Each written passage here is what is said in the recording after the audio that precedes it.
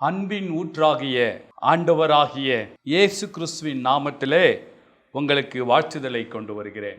பிரியமானவர்களே, இந்த நாளிலே அன்பை குறித்து தான் நாம் பார்க்கவிருக்கிறோம். மாதிரி கிறிஸ்து என்று அழைக்கப்படுகிற பவுல் அப்போஸ்தலன் அன்பை குறித்து என்ன சொல்லுகிறார் என்று சொல்லி ஒரு வசனத்தை நாம் வாசித்து அதிலே நாம் தெளிவு பெற்றுக்கொள்வோம். 1 கொரிந்தியர் 13:13 நாம் இப்படியாக வாசிக்கிறோம். இப்பொழுது விசுவாசம், நம்பிக்கை, அன்பு இம்மூன்றும் நிலைத்திருக்கிறது. இவைகளில் அன்பே பெரியது என்று சொல்லி பவுல் அப்போஸ்தலன் சொல்லுகிறார். பிரியமானவர்களே, அன்பே பெரியது என்று சொல்லி மாதிரி கிறிஸ்துவாகிய பவுல் அப்போஸ்தலன் சொன்ன போதிலும் இன்று உலகத்தில் பலவிதமான அன்புகள் காணப்படுகிறது. அவைகளை குறித்து தான் நாம் தெளிவாக இந்த நாளிலே பார்க்கவிருக்கிறோம். பிரியமானவர்களே, நான் இவைகளை குறித்து ஆராய்ந்து கொண்டிருக்கும் பொழுது கிரேக்க பதங்களிலிருந்து அன்பை குறித்து அநேக காரியங்கள் சொல்லப்பட்டிருக்கிறது கிரேக்கத்திலே. அதிலே சிலவற்றை இந்த நாளிலே நாம் தியானிக்க போகிறோம். முதலாவது ஒரு அன்பை குறித்து நாம் பார்ப்போம். இது ஈராஸ் என்று அழைக்கப்படுகிறது. கிரேக்கத்திலே ஈராஸ் என்று அழைக்கப்படுகிறது. ஈராஸ் என்றால் ரொமான்டிக் லவ் என்று சொல்லி அல்லது கவர்ச்சிகரமான அன்பு என்று சொல்லி இது அழைக்கப்படுகிறது. பிரியமானவர்களே, இன்று இந்த உலகம் எல்லாம் இப்படிப்பட்ட ஒரு அன்பிலே மாட்டிக்கொண்டு தவித்து கொண்டிருக்கிறது. வாலிப சகோதரர்கள், சகோதரிகள் அநேக பேர் இதிலே மாட்டிக்கொண்டு இந்த கவர்ச்சிகரமான அன்பிலே மாட்டிக்கொண்டு வெளிவர முடியாமல் தங்களுடைய வாழ்க்கையிலே அநேக காரியங்களை கெடுத்து கொண்டிருக்கிறார்கள். இது எப்பொழுதுமே இந்த அன்பிலே இருக்கிறவர்களை மயக்கத்திலேயே வைத்திருக்கும். சிம்சோனை கூட இந்த அன்பு விடவில்லை.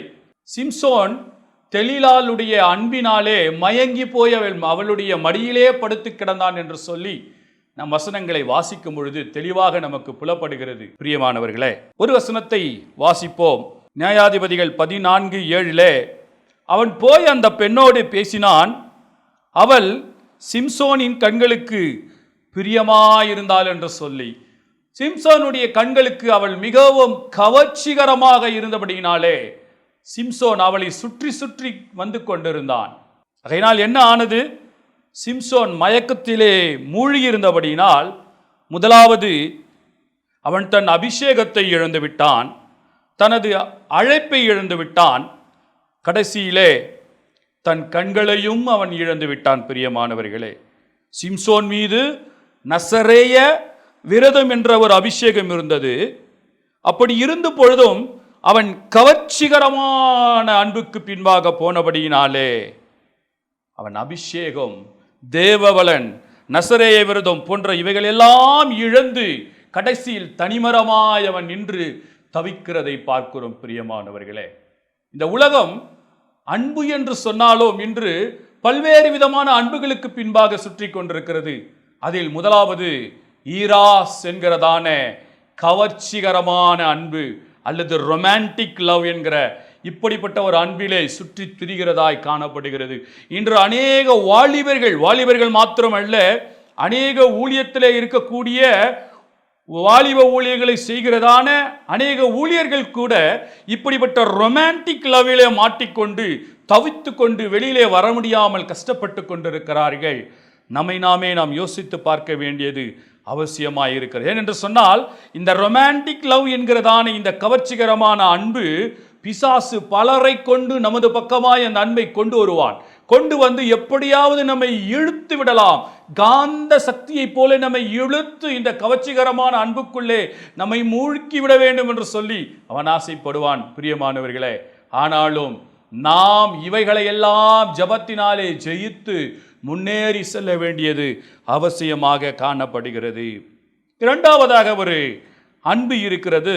இந்த அன்பிற்கு பிலியா என்று சொல்லி அழைப்பார்கள். இது என்னவென்று சொன்னால், இது சகோதர சிநேகத்தின் அன்பு அல்லது நண்பர்களுக்கு இடையான ஒரு அன்பு என்று சொல்லி நாம் பார்க்கிறோம். இந்த உலகம் நண்பர்கள் ஃப்ரெண்ட்ஸ் என்று சொல்லி அவர்களோட சுற்றி திரிந்து கொண்டு, அப்படியே அவர்களோட எங்கு போனாலும் அவர்களோடு கூடவே சுற்றி திரிந்து கொண்டு அவர்கள் எந்த அன்பை நோக்கி பார்க்க வேண்டுமோ அந்த அன்பை விட்டுவிட்டு மேலான கடவுளினுடைய அன்பை நோக்கி பார்க்க தவறிவிட்டு இந்த உலகத்தின் நண்பர்களுடைய அன்பிலே மாட்டிக்கொண்டு சுற்றித் திரிகிறார்கள். எதற்கெடுத்தாலும் நண்பர்கள், எதற்கெடுத்தாலும் நண்பர்கள் என்று சொல்லி நண்பர்கள் பின்பாக சுற்றித் திரிகிறதான ஒரு அபாயகரமான அன்புதான் இந்த பிலியா என்கிறதான அன்பு. இதோ கெட்ட குமாரனை குறித்து நாம் வாசிக்கிறோம். அவனுக்கு கெட்ட நண்பர்கள் இருந்தபடியினாலே தகப்பனுடைய மேலான அன்பை விட்டுவிட்டு நண்பர்களுடைய பேச்சை கேட்டு அவர்களுடைய அன்பு அவனுக்கு பெரிதாய் தெரிந்தபடியினாலே தன் தகப்பனிடத்திலிருந்து சொத்து பத்துக்களை எல்லாம் பிரித்து கொண்டு தூர தேசத்திற்கு போய் தன் இஷ்டப்படி வாழ்ந்து எல்லாவற்றையும் கரைத்து விட்டு பின்பு ஒன்றுமில்லாமல் பன்றி மேய்க்கிற ஒரு நபராக அவன் மாறினான். பிரியமானவர்களே, நாம் இன்று சற்று நிதானித்து பார்ப்போம். யாருடைய நம்முடைய நண்பர்களாய் இருக்கிறார்கள், அல்லது இந்த நண்பர்களுடைய அன்பில நாம் எவ்வளவாய் மூழ்கி இருக்கிறோம் என்று சொல்லி, நண்பர்களை நேசிக்க வேண்டாம் என்று சொல்ல நான் இங்கு நிற்கவில்லை. மாறாக நண்பர்களை காட்டிலும் மேலாய் ஒருவரை அதிகமாய் நாம் நேசிக்க வேண்டியது அவசியமாக காணப்படுகிறது. மூன்றாவது ஒரு அன்பு இருக்கிறது. இதற்கு எரோடோர்பியா என்று சொல்லி அழைப்பார்கள். எரோடோர்பியா என்பது என்னவென்றால் play bye love. Play bye love என்று சொன்னால், இந்த பிளே பாய் லவ் என்பது என்னவென்றால், இது எப்படி ஒரு தேனி ஒவ்வொரு பூவை தாண்டி தாண்டி பூக்களை எல்லாம் சுற்றி சுற்றி சுற்றி வருகிறதோ, அதை போல இந்த அன்புடையவர்கள் நபருக்கு நபர் மாற்றிக்கொண்டே இருப்பார்கள். இவர்கள் சுற்றி கொண்டே இருப்பார்கள். ஒரு மயக்கத்தில் இந்த உலகத்தையே சுற்றி சுற்றி சுற்றி வரக்கூடியதான ஒரு ரோமிங் நிலையிலே இருக்கக்கூடியதான அன்பு உடைய நபர்களாக காணப்படுவார்கள். இதற்குத்தான் எரோடோர்பியா என்று சொல்லி அழைக்கப்படுகிறது. இவர்கள் எப்பொழுதும் தங்களுடைய வாழ்க்கையிலே நிமிடத்திற்கு நிமிடம் ஆட்களுக்கு ஏற்றாற்போல் இந்த நிமிடம் இவர்களை சந்திக்கிறார்கள் என்று சொன்னால் இவர்கள் அன்பு இப்படி இருக்கும். இதோ வேறு ஒருவரை சந்திக்க வேண்டும் என்று சொன்னால் அவர்களுக்கு ஏற்றாற்போல தன்னுடைய அன்பை மாற்றிக்கொள்வார்கள். இப்படியே அவர்கள் ஒரு நிலையான அன்பில் இல்லாமல் சுற்றி சுற்றி வந்து தங்களுடைய அன்பை நிலையற்றதாக ஒரு பிளே பாய் போல அவர்களை அப்படி சுற்றி சுற்றி வந்து இந்த அன்பை அப்படியே அவர்கள் வீணாக்கி விடுவார்கள். பிரியமானவர்களே, ஆனால் இவர்கள் கொண்டிருக்க வேண்டிய அன்பு ஒன்று இருக்கிறது. அதுதான் மேலான அன்பு, தேவனுடைய அன்பு. ஆனால் இவர்களோ பிளே பாய் போல அவர்கள் சுற்றி சுற்றி விளையாட்டு பையனை போல இந்த காரியங்களை, அன்பு என்கிற அந்த ஆயுதத்தை கையில் எடுத்துக்கொண்டு ஒவ்வொரு நபர்களாய் மாறி மாறி மாறி சுற்றி வருகிறத ஒரு காரியம் காணப்படுகிறது. பிரியமானவர்களே, நம்முடைய அன்பு எப்படி இருக்கிறது என்று சொல்லி சற்று நம்மை நாமே யோசித்து பார்க்க வேண்டியது அவசியமாக காணப்படுகிறது. நான்காவது ஒரு அன்பு இருக்கிறது. இந்த அன்பிற்கு ஸ்டார்ஜ் என்று சொல்லி அழைக்கப்படுகிறது. இந்த அன்பு என்னவென்று சொன்னால், இது குடும்ப அன்பு. இந்த குடும்ப அன்பு என்று சொல்லும் பொழுது இவைகள் ஒரு பாண்டுக்குள்ளாக இருக்கக்கூடிய ஒரு கட்டுக்குள் அடங்கி இருக்கிறதான ஒரு அன்பு. எதை பார்த்தாலும் இவர்கள் குடும்பம் குடும்பம் குடும்பம் என்று சொல்லி தங்கள் குடும்பத்தையே சுற்றி வருகிறதான நபர்களாக காணப்படுவார்கள். மாறாக மேல் நோக்கி தேவனுடைய அன்பை தேடாமல் இவர்கள் குடும்பம், எது வந்தாலும் என் குடும்பம், எந்த ஆசீர்வாதம் வந்தாலும் என் குடும்பம், எந்த விதமான காரியங்கள் கிடைத்தாலும் அது என் குடும்பத்திற்குத்தான் கிடைக்க வேண்டும் என்று சொல்லி இருக்கக்கூடிய ஒரு நபர்களாக இவர்கள் காணப்படுவார்கள். பிரியமானவர்களே, ஐந்தாவதாக மன்னியா என்று சொல்லப்படுகிறதான ஒரு அன்பை குறித்து பார்க்கிறோம். இந்த அன்பு என்ன செய்யும் என்றால், ஒரு நபரை பைத்தியமாக மாற்றிவிடும், ஒரு பொசசிவ்னஸாக அப்படியே அவர்களை மாற்றிவிடும், ஒரு வெறித்தனத்தை அவர்களுக்குள் உருவாக்கிவிடும். இன்று அநேகர் நாம் பார்க்கிறோம், அரசியல் தலைவர்கள் மீது ஒரு வெறித்தனமான அன்பு, சினிமா நடிகர்கள் மீது வைக்கிறதான பைத்தியகாரத்தனமான அன்பு. இதனால் அநேகர் தங்களுடைய வாழ்க்கையை கெடுத்துக்கொண்டு, சிலர் எல்லாம் நீங்கள் பார்க்கும் பொழுது என்ன செய்வார்கள் என்று சொன்னால், உடைகளெல்லாம் கீறிக்கொண்டு, இதோ ஒரு குறிப்பிட்ட நபர், ஒரு சினிமா நடிகர் உடுத்திருக்கிற ஆடையை போல் தானும் உடுத்த வேண்டும், அவருடைய சிகை அலங்காரத்தை போல நானும் என்னுடைய சிகையை அலங்காரம் செய்து கொள்ள வேண்டும் என்று சொல்லி, அவர் நடக்கிறதை போல் நானும் நடக்க வேண்டும் என்று சொல்லி, அவர் செய்கிறதை போல் அவருடைய செய்கைகளை நானும் பின்பற்ற வேண்டும் என்று சொல்லி இன்னைக்கு அநேக வாலிபர்கள் சுற்றித் திரிகிறார்கள். இவர்கள் எந்த அன்பிலே மாட்டிக்கொண்டு திகைக்கிறார்கள் என்று சொன்னால், இந்த அன்பு மணியா என்கிறதான ஒரு அன்பு, இது ஒரு நபரை பைத்தியமாக்கி வெறித்தனமாக்கி என்ன செய்கிறோம் ஏது செய்கிறோம் என்று தெரியாமல் அவர்களை சுற்றி சுற்றி சுழல வைத்து அவர்களுடைய வாழ்க்கையை சீரழிக்கிறதான ஒரு அன்புதான் இந்த மணியா என்கிறதான அன்பு. இதோ ஆறாவது ஒரு அன்பை குறித்து நாம் பார்க்கவிருக்கிறோம். இந்த அன்பிற்கு பிளவுடியா. பிளவுடியா என்றால் செல்ஃபிஷ் லவ். இது தன்னை குறித்து மாத்திரமே யோசிக்கும். நான் உயர வேண்டும், என் வாழ்க்கை உயர வேண்டும், நான் ஆசீர்வதிக்கப்பட வேண்டும், எனக்குத்தான் எல்லாம் கிடைக்க வேண்டும், எல்லா இடங்களிலும் முதலிடம் நான் தான் பெற்றிருக்க வேண்டும், என்னை தவிர வேறு ஒருவரும் எங்கும் செல்லக்கூடாது, நான் தான் எல்லா இடங்களிலும் ஒரு உயர்ந்த பெரிய நபராக கூட இருக்க வேண்டும் என்று சொல்லி அது யோசிக்கும். பிரியமானவர்களே, இந்த அன்பு தனக்கானவைகளை மாத்திரமே யோசித்துக் கொண்டிருக்கும். இந்த அன்பு பரிசுத்த வேதத்திற்கு விரோதமான அன்பு. மேலும் இந்த அன்பை தேவன் வெறுக்கிறார். சுயநலத்தை தேவன் வெறுக்கிறார். நமக்குள்ளாக எப்படிப்பட்ட அன்பு காணப்படுகிறது என்று சொல்லி நம்மை நாமே யோசித்து பார்க்க வேண்டியது அவசியமாக இருக்கிறது. தன்னை பின்பற்றி வந்த சீடர்களை பார்த்து ஆண்டவர் என்ன சொன்னார்?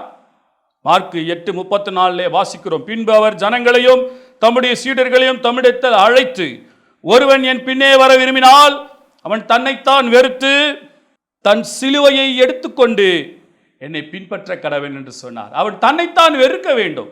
ஆனால் இந்த அன்பு, இந்த பிளவுடியா என்கிறதான இந்த அன்பு தன்னை வெறுக்காது. தன் சுயநலத்திற்காக, தன்னை நேசிப்பதற்காக, தனக்கென்று ஆதாயம் வருவதற்காக எதை வேண்டுமானாலும் செய்யும். யார் வேண்டுமானாலும், யாருக்கு வேண்டுமானாலும் துரோகம் செய்யும். யாரை வேண்டுமானாலும் அது சுலபமாக கழட்டி விட்டு அழகாய் கீழே தள்ளிவிட்டு இது மேலே வர வேண்டும் என்று சொல்லி நினைக்கிறதான ஒரு அன்பாக காணப்படுகிறது. இன்னொரு வசனத்தை கூட நாம் வாசிப்போம்.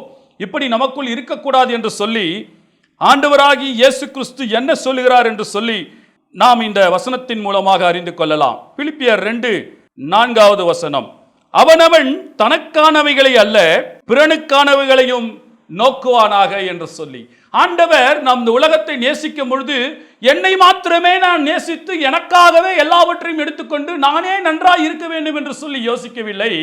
மாறாக நான் பிறனையும் நேசிக்க வேண்டும் என்று சொல்லி ஆண்டவர் விரும்புகிறார். பிரியமானவர்களே, நமக்குள்ளாக நமது அன்பு எப்படி இருக்கிறது என்று சொல்லி நாம் பார்ப்போம். உண்மையாகவே நாம் ஆண்டவரை நேசித்து அல்லது பிறனவர்களையும் நேசிக்கிறதான ஒரு அன்பை உடையவர்களாக காணப்படுகிறோமா, அல்லது இந்த செல்ஃபிஷ் லவ் நமக்குள்ளாக காணப்படுகிறதா என்று நம்மை நாமே யோசித்து பார்ப்போம். ஏழாவதும் கடைசியுமாக ஒரு அன்பை குறித்து நாம் பார்க்கவிருக்கிறோம். இந்த அன்பிற்கு அகாப்பே என்று சொல்லி அழைப்பார்கள். இந்த அன்பை அகாப்பே என்று சொல்லி அழைப்பார்கள். அகாப்பே என்றால் இந்த அன்பு எங்கிருந்து கிடைக்கிறது என்று சொன்னால், இது கடவுளிடத்திலிருந்து கிடைக்கிறதான ஒரு அன்பு. கடவுளிடத்திலிருந்து நமக்கு கிடைக்கிற ஒரு அன்பு. இந்த அன்பு கடவுளிடமிருந்து கிடைக்கின்றதான ஒரு கருணை மிக்க அன்பு. இந்த அன்பிற்கு எந்த நிபந்தனைகளும் இல்லை. இது எந்த நிபந்தனைகளையும் நம்மிடத்தில், எந்த ஒரு ரிக்குவயர்மெண்ட்டும் நம்மிடத்தில் வைப்பதில்லை. இதுவரையில் நாம் பார்த்ததான 6 அன்புகளும் நிபந்தனைக்கு உட்பட்ட அன்பாக காணப்படுகிறது. நாம் நேசித்தால் அது நம்மை நேசிக்கும். நாம் அதற்கு நன்மை செய்தால் அது நமக்கு நன்மை செய்யும். ஆனால் இந்த அகாப்பே என்கிறதான இந்த அன்பு வித்தியாசமானது. நாம் முன்பு பார்த்த இந்த 6 அன்புகளும் தங்களுக்குள்ளாக மாறி மாறி மாறி தாவி தாவி சென்றுவிடும். ஆனால் இந்த அகாப்பே அன்பு ஒரே நேர்கோட்டில் நம்மை நோக்கி வந்து கொண்டே இருக்கின்ற அன்பாக காணப்படுகிறது. ஆம், இந்த ரொமான்டிக் அன்பு திடீரென்று செல்ஃபிஷ் அன்போடு கூட சேர்ந்து ஒன்று சேர்ந்து கொண்டு ரொமான்டிக்கும் செல்ஃபிஷும் சேர்ந்து இன்னும் அதிக ஒரு பலமுள்ளதாக இந்த ரொமான்டிக் அன்பு என்ன செய்யும் என்று சொன்னால், இந்த உலகத்தை சேதப்படுத்த அது செல்ஃபிஷாய் செயல்பட ஆரம்பிக்கும். ஆனால் இந்த அகாப்பே அன்பு என்பது மனிதனை நோக்கி எப்பொழுதும் மாறாமல் ஒரே நேர்கோட்டில் செவ்வையாய் நம் மனிதர்களாகிய நம்மை நோக்கி எப்பொழுதும் ஒரே செங்குத்தாய் நேராய் நேர்கோட்டிலே நம்மை நோக்கி வருகிறதான ஒரு அன்பாக காணப்படுகிறது பிரியமானவர்களே. ரோமர் 5:8 நாம் வாசிக்கிறோம், நாம் பாவிகளாய் இருக்கையில் கிறிஸ்து நமக்காக மரித்ததினாலே தேவன் நம்மேல் வைத்த தமது அன்பை விளங்க பண்ணினார் என்று வேதம் சொல்லுகிறது. நாம் பாவிகளாய் இருக்கும் பொழுதே, எந்த நிபந்தனையும் அல்ல, நீ பாவியாய் இருக்கிறாய், நான் உன்னை நேசிக்க மாட்டேன் என்று சொல்லி அவர், நான் உனக்காக மரிக்க மாட்டேன், உனக்காக ரத்தம் சிந்த மாட்டேன், உன்னை நான் நேசிக்க மாட்டேன், உனக்கென்று ரட்சிப்பினுடைய ஒரு காரியத்தை உனக்கு உருவாக்கி வைக்க மாட்டேன் என்று சொல்லி அவர் சொல்லவில்லை. மாறாக, நான் பாவியாய் இருக்கும் பொழுதே, நாம் பாவிகளாய் இருக்கும் பொழுதே தேவன் நமக்காக மரித்ததினாலே அவர் நம் மீது வைத்திருந்த தமது அன்பை விளங்க பண்ணினார் என்று சொல்லுகிறது பிரியமானவர்களே. இந்த அகாப்பே அன்பு எப்படிப்பட்டது என்றால், ஈராஸ் என்னும் கவர்ச்சிகரமான அன்பை காட்டிலும் மிகவும் கண்ணியமிக்கதான ஒரு அன்பாக காணப்படுகிறது. பிலியா என்னும் நண்பர்களுக்கு இடையான அன்பை காட்டிலும் மிகவும் மேலான ஒரு அன்பு. எரோடர்பியா என்னும் பிளேபாயினுடைய அன்பை காட்டிலும் மிகவும் பரிசுத்தமான ஒரு அன்பு. ஸ்டார்ச் என்னும் குடும்ப அன்பை காட்டிலும் மிகவும் குதூகலமான ஒரு அன்பு. மணியா என்னும் பைத்தியமாக்குகின்ற அன்பை காட்டிலும் மிகவும் பாசமுள்ள ஒரு அன்பு. பிளவுடியா என்னும் சுயநல அன்பை விட தியாகம் நிறைந்த ஒரு அன்பாக காணப்படுகிறது இந்த அகாப்பே அன்பு. இந்த அகாப்பே என்ற கடவுளின் அன்பு நம்மை எப்பொழுதும் நேசித்துக் கொண்டே இருக்கும். இந்த அன்பிற்கு எந்த விதமான நிபந்தனைகளும் கிடையாது பிரியமானவர்களே. நாம் இருக்கும் வண்ணமாகவே நம்மை நேசிக்கின்றதான ஒரு அன்பாக காணப்படுகிறது. நாம் எந்த நிலையில் இருந்தாலும் சரி, இந்த அன்பு நம்மை நேசிக்கிறதான ஒரு அன்பாக காணப்படுகிறது. யோவான் 3:16 வாசிக்கிறோம், தேவன் தம்முடைய ஒரே பேரான குமாரனை விசுவாசிக்கிறவன் எவனோ அவன் கெட்டு போகாமல் நித்திய ஜீவனை அடையும்படிக்கு அவரை தந்தருளி இவ்வளவாய் உலகத்தில் அன்பு கூர்ந்தார் என்று சொல்ல எழுதப்பட்டிருக்கிறது பிரியமானவர்களே. கெட்டு போகாமல் நித்திய ஜீவனை அடைய வேண்டும் என்று சொல்லி தன்னுடைய குமாரனையே, சொந்த குமாரனையே பிதாவாகிய ஆண்டவர் இந்த உலகத்திற்கு கொடுத்து இந்த உலகத்தை நேசித்தாராம். எப்பொழுது நாம் பாவிகளா இருக்கின்ற சூழ்நிலையிலே அவர் நம்மை பார்த்து, நீ பரிசுத்தமாக மாற வேண்டும், உன் வாழ்க்கை மாற வேண்டும், உன் பார்வை மாற வேண்டும், ஓ இதோ உன்னுடைய வார்த்தைகள் மாற வேண்டும், உன் நடை உடை பாவனைகள் மாற வேண்டும், அப்பொழுதுதான் என் குமாரனை நான் அனுப்பி சிலுவையிலே நான் மரிக்க கொடுப்பேன் என்று சொல்லி தமது அன்பை அவர் காட்டவில்லை. மாறாக, நாம் பாவிகளா இருக்கும் பொழுதே நமக்காக அவர் மரித்து கல்வாரி சிலுவையிலே அவருடைய அன்பை நிரூபித்து காண்பித்தார் என்று சொல்லுகிறது. இதுதான் அந்த அகாப்பே அன்பு, ஈடு இணையில்லாத அன்பு, நிபந்தனையற்ற அன்பு. இந்த உலகம் எப்படி நேசிக்கிறது என்று சொன்னால், ஒருவன் அழகாய் இருந்தால், நன்றாய் பேசினால், பொருட்கள் பணங்கள் வைத்திருந்தால் அவனை நேசிக்கும். ஆனால் அகாப்பே என்கின்ற என் தேவனுடைய அன்பு ஒருவனையும் தரம் பிரித்து நேசிக்காது. அவன் இருக்கிற வண்ணமாகவே அவனை நேசிக்கிறதான ஒரு அன்பாக காணப்படுகிறது பிரியமானவர்களே. 1 யோவான் 3:16 வாசிக்கிறோம், அவர் தம்முடைய ஜீவனை நமக்காக கொடுத்ததினாலே அன்பு இன்னதென்று அறிந்திருக்கிறோம், நாமும் சகோதரருக்காக ஜீவனை கொடுக்க கடனாளிகளாய் இருக்கிறோம் என்று சொல்லி யோசித்து பார்ப்போம். நாம் எந்த அன்பிற்கு பின்பாக ஓடிக்கொண்டு இருக்கிறோம்?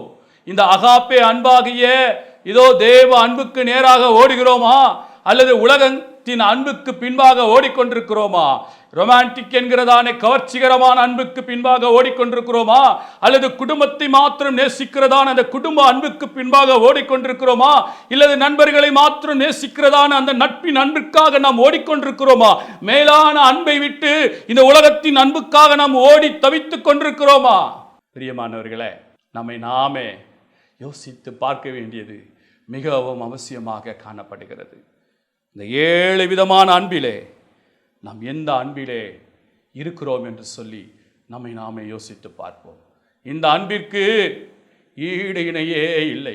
இந்த உலகத்தில் எத்தனையோ அன்பை பார்க்கலாம், ஆனால் இந்த அகாப்பே அன்பிற்கு ஈடு இணையே இல்லை பிரியமானவர்களே. இந்த தேவ அன்பை பற்றி கொள்வதற்காக எதை வேண்டுமானாலும் இழந்து விடலாம், எதை வேண்டுமானாலும் விட்டு விடலாம் பிரியமானவர்களே. இந்த அகாப்பே அன்பை குறித்து ஓ ஹல்லேலூயா தினமும் தியானித்து அவைகளிலே நாம் நிலை கொண்டிருக்க வேண்டியது அவசியமாக காணப்படுகிறது. இந்த உலகம் மாறி மாறி மாறி அதனுடைய அன்பு ஒவ்வொரு நாளும் மாறிக்கொண்டே இருக்கும். ஆனால் மாறாத என் இயேசுவின் அன்பு, மாறாத என் தேவனின் அன்பு, மாறாத என் பிதாவினுடைய அன்பு, மாறாத என் பரிசுத்த ஆவியானவருடைய அன்பு, ஆம் பிரியமானவர்களே, அதுதான் அந்த அகாப்பே அன்பு. அந்த அன்பிற்கு நேராய் நாம் திரும்பி வருவோம் என்று சொன்னார், உண்மையிலே இந்த உலகத்திலே நாம் தான் பாக்கியம் பெற்றவர்களாக காண இருப்போம். பிரியமானவர்களே, நாம் எந்த அன்பிலே மாட்டிக்கொண்டு எந்த அன்பிலே நாம் திளைத்து போயிருக்கிறோம் என்று சொல்லி நம்மை நாமே யோசித்து பார்ப்போம். தேவன் அவருடைய அகாப்பே அன்பிலே நிலை கொண்டிருக்க நமக்கு உதவி செய்வாராக. கண்களை மூடி ஜெபிப்போமா. மகா பெரிய ஆண்டவரே, அது அன்பின் குமாரனும் எங்கள் அருமை இரட்சகருமாகிய இயேசு கிறிஸ்துவின் நாமத்திலே வருகிறோம் ஆண்டவரே. ஆண்டவரே, 7 விதமான அன்பை பார்த்தோம் ஆண்டவரே. ஆண்டவரே, இந்த உலகம் பல்வேறு விதமான அன்புகளிலே மாட்டிக்கொண்டு சிக்கி ஆண்டவரே தவித்து, அப்பாவது ஆண்டவரே மாயமில்லாத பரிசுத்தமான நம்முடைய அகாப்பே அன்பை ஆண்டவரே விட்டுவிட்டு ஆண்டவரே அங்கலாய்த்து அலைந்து கொண்டிருக்கிறதே கர்த்தாவே, தயவாய் உம்முடைய அன்புக்கு நேராய் ஆண்டவரே, என் ஜனங்கள் அப்பா, என் ஜனங்கள் ஆண்டவரே, அப்பா என் ஜனங்கள் ஆண்டவரே, ஆண்டவரே என் சகோதரர்கள் என் சகோதரிகள் எல்லோரையும் ஆண்டவரே உடைய அன்புக்கு நேராக திருப்பும் ஆண்டவரே. உம்மை மாத்திரம் அண்டிக் கொள்ளுகிற கிருபையை தாரும் ஆண்டவரே. உம்முடைய அன்பிலே நாங்கள் நிலைத்திருந்த ஆண்டவரே, உம்முடைய அன்பிலே நாங்கள் திளைத்திருந்த ஆண்டவரே, ஆண்டவரே உம்முடைய அன்பிலே நாங்கள் நாட்டப்பட்டவர்களாய் இருந்து ஆண்டவரே உமக்கு கனி கொடுக்க எங்களுக்கு உதவி செய்யும் ஆண்டவரே. தாழ்த்தி வெறுமையாக்குகிறோம் அப்பா, எங்களை பயன்படுத்தும், உடைய நாமத்தை மகிமைப்படுத்தும், உடைய அன்புக்குள்ளாகவே எங்களை வைத்துக் கொள்ளும். இயேசு கிறிஸ்துவின் ஈடு இணை இல்லாத பரிசுத்த நாமத்தில் ஜெபிக்கிறோம் பிதாவே, ஆமென்.